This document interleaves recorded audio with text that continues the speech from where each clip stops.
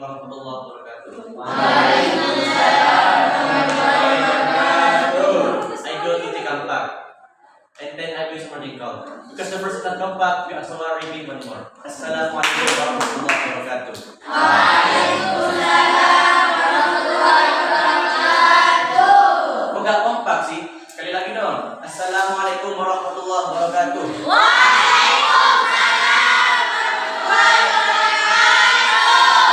Alhamdulillahi ba'da. Wassalatu wassalamu ala nabiyil wahda wa ala alihi wasallam wa la haula wa la quwwata illa billah.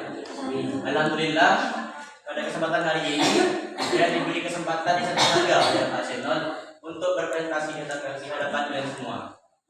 Tapi sebelum itu saya mohon perhatiannya. Saya mohon kepada kalian semua untuk memperhatikan saya di presentasi. Dan saya mohon juga agar buku LKS pendidikan Pancasila ditutup.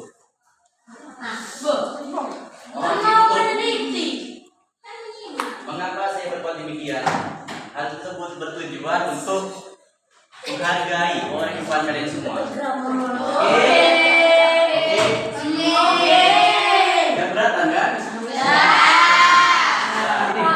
Jadi mari kita masuk materi pertama. Hubungan Pancasila dengan pembukaan Undang-Undang Dasar. Jadi pasti kalian berpikir, apa sih hubungan Pancasila dengan Undang-Undang Dasar? Apakah pembukaan itu seperti aku dengan dia yang sangat berat? Apakah mereka itu terus satu saling melengkapi? Nah, jadi daripada pertanyaan itu berputar-putar di otak kalian, ini dijelaskan. Jadi hubungan Pancasila dengan Undang-Undang Dasar itu berkaitan erat. Mengapa demikian? Karena keduanya ini Pancasila dengan Undang-Undang Dasar ini ialah pedoman kita semua, pedoman kehidupan kita semua di Indonesia. Jadi gak heran dong kalau kedua-duanya ini satu kesatuan yang saling melengkapi. Nah, hubungan antara mereka kedua ini banyak banget. Salah satunya dengan pembukaan Undang-Undang Dasar Negara Republik Indonesia. Nah, apa sih hubungan mereka ini? Hubungan mereka itu sangat erat. Ada dua macam, secara formal dan material. Kalau secara formal itu tercantumnya Pancasila sebagai sebagai dasar negara.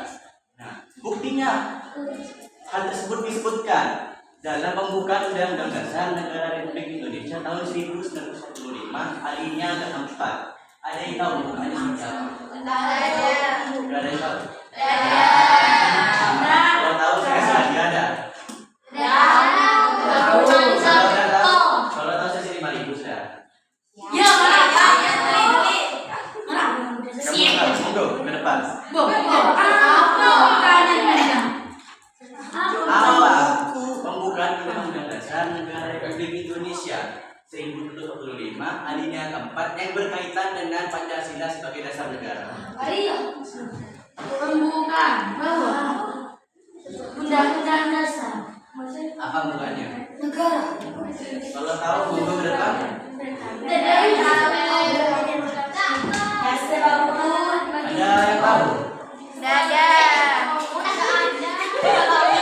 Buku ya. Nah, boleh dong. Kan itu untuk ngalir di depan kalian semua.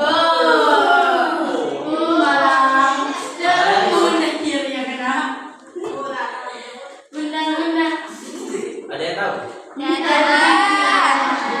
Gak ada, ya sudah. Kan ada kan di Pancasila di pembukaan Undang-Undang Dasarnya berdasarkan sebagai ketuhanan yang Maha Esa. Mencegah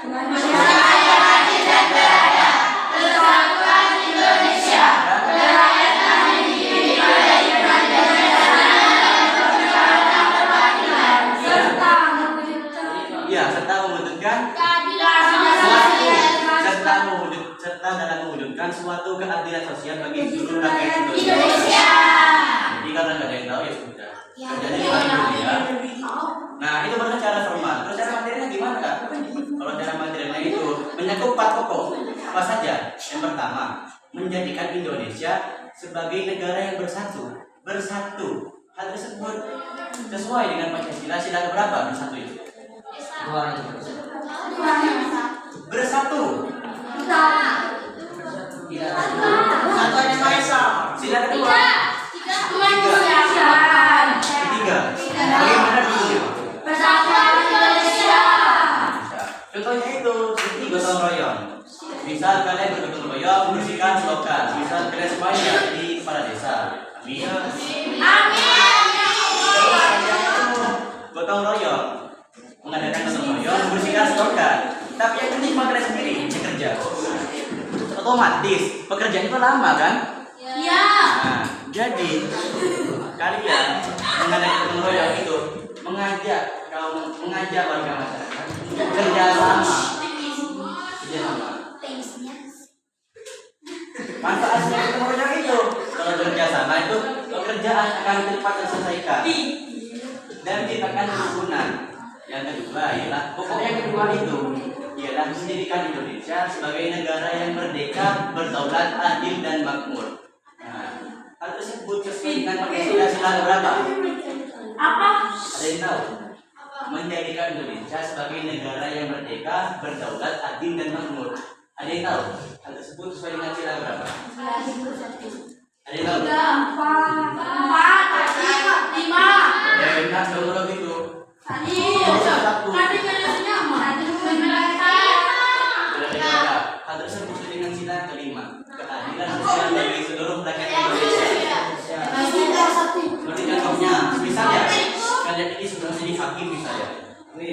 Terus ada 2 orang terkena masalah di Rofika dengan siapa ya? Dengan Yanto dah. Si Rofika ini menginjek si Yanto. Terus Yanto ini mukul si Rika sampai babak belur mukanya. Ada babak belur mukanya. Terus dibawa ke dibawa ke hakim ya. Karena siapa orang dibawa ke hakim. Si hakim siapa ya? Misal Puput dah. Hakimnya itu Puput ini. Dan dia tahu yang salah itu Yanto. Karena Yanto itu mukul duluan. Sekarang tak boleh mukul banyak. Tapi sama Yanto, Puput ini disogok. Sehingga disogok 5 juta. Jadi Puput ini memutuskan Rofika yang salah. Itu tidak boleh. Itu tidak adil namanya. Kan hakimnya itu harus adil kan? Itu dia pokok yang ketiga ialah menjadikan Indonesia negara yang berkedaulatan. Hal tersebut sesuai dengan sila keempat Pancasila. Bagaimana bunyi sila keempat Pancasila?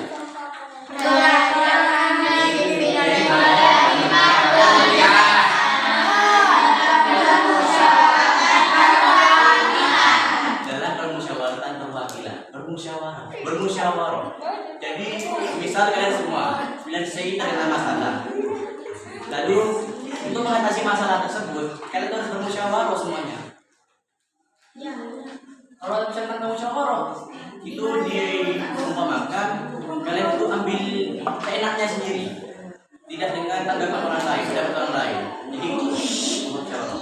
Yang keempat, yang terakhir ialah menjadikan Indonesia sebagai negara yang berdasarkan ketuhanan yang maha esa dan kemanusiaan yang adil dan beradab. Itu keempat pokoknya. Jadi kedua pokok ini yang korban material ini saling berhubungan erat. Seperti itu ya. Jadi apakah kalian paham apa saya sampaikan selama ini? Iya paham. Ada masih yang bertanyakan? Silakan bertanya. Ada. Oh, saya depan ini. Ya. Baru dulu ada peserta isi nomor 2 di sana. Jadi ya sudah tidak ada. Ikut dulu dengan alhamdulillah. Maaf ya.